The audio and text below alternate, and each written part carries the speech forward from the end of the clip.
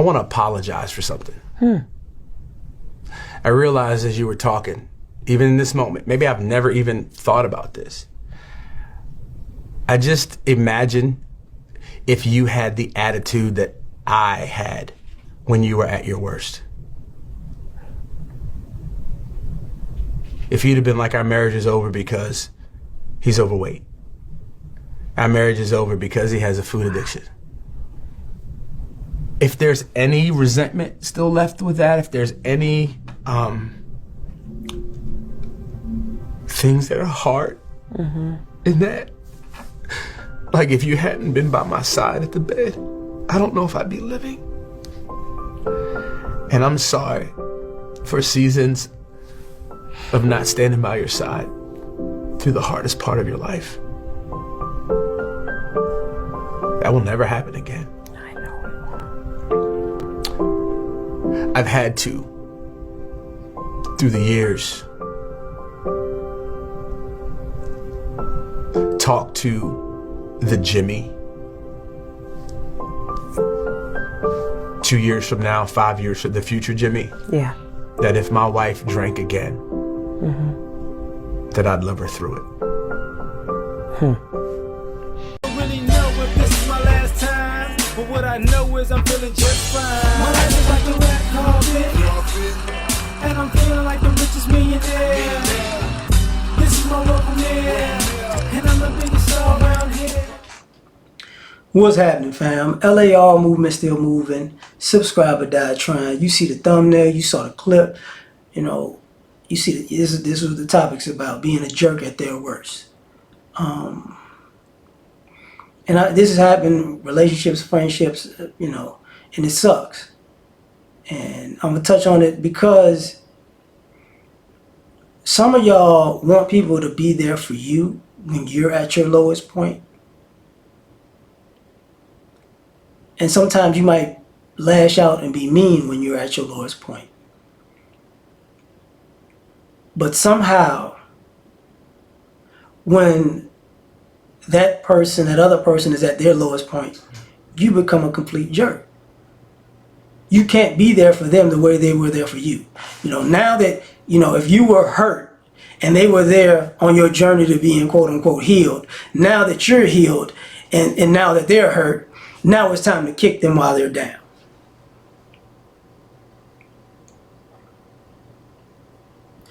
And some of y'all don't realize, you know, the reason why you and these people parted ways is because you kicked them while they were down. And they resent it because they helped you get back up.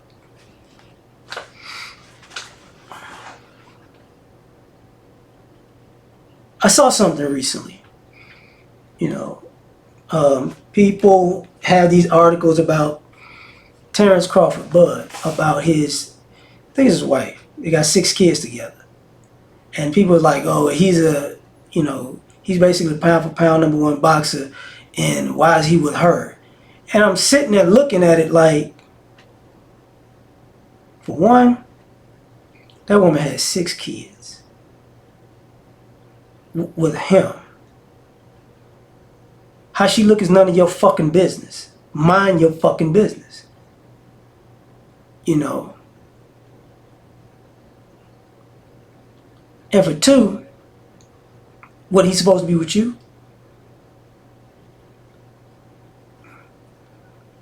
Obviously that woman is a great woman. She 10 toes down for him and he 10 toes down for her. That's what that is.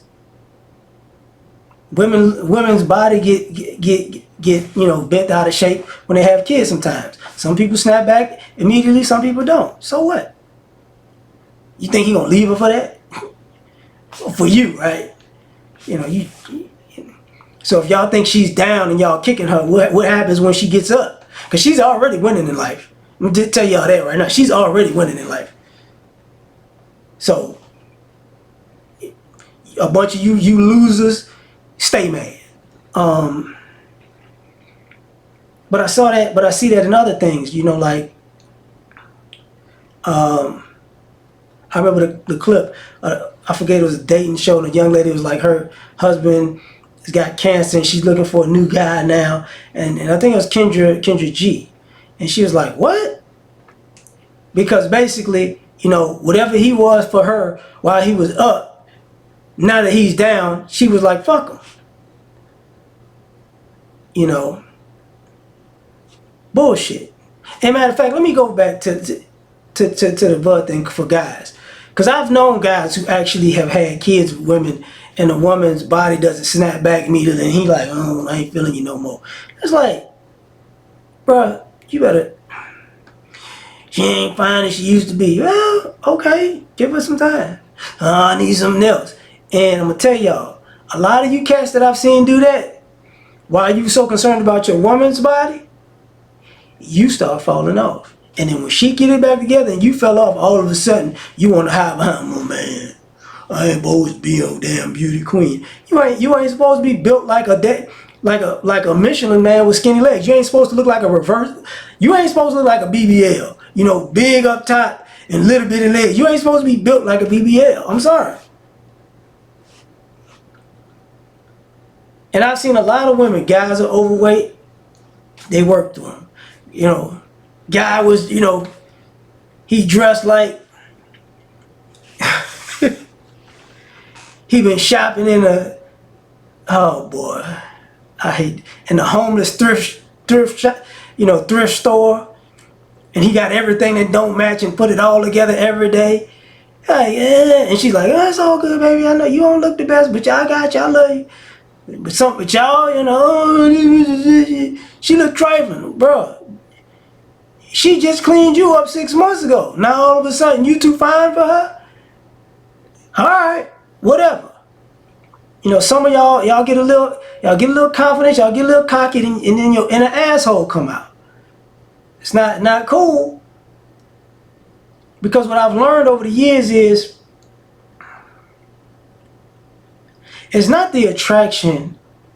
Attraction doesn't keep a relationship. You could be attracted to somebody and fall out of love with them. And you could be unattracted to somebody, or somebody the world can consider somebody unattractive is what I should say. And your experience with them makes them the most beautiful person you ever met. Like, why are you with them, man?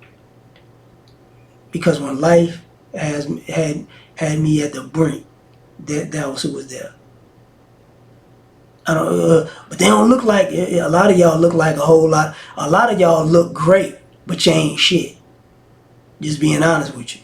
And a lot of y'all, you know, and beauty is inside out. I mean, attraction is outside in, but beauty is inside out. So you can be an attractive person and a beautiful person, but you can be an unattractive person and a beautiful person. And you can be an attractive person who's ugly. You get what I'm saying? So the issue is, at the end of the day, I'm glad the guy apologized, because he's like, yo, you weren't to me what I was to you. And you could have very well did the same thing to me that I did to you, but you didn't. And the thing about it is, I've seen so many people's ego get so far gone that it takes them years to come back to the reality of, you know, I was wrong. Because sometimes you start feeling yourself so much that you forget where you came from and you forget who's down for you. And your ego puts you in a place where you're surrounded by shallow people like yourself, egotistical people like yourself. And now when you hit another hiccup in life, guess what? You're in a room of people who kick people when they're down. They party with you when they're up, but they kick you when you're down. So now all of the friends you fought so hard to be around are kicking the shit out of you when life puts you down. And now you're looking back at the people who were there for you and you're like,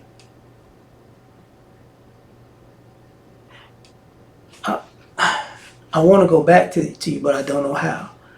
It could be pride, it could be understanding that person's personality. It's like, nah, we done.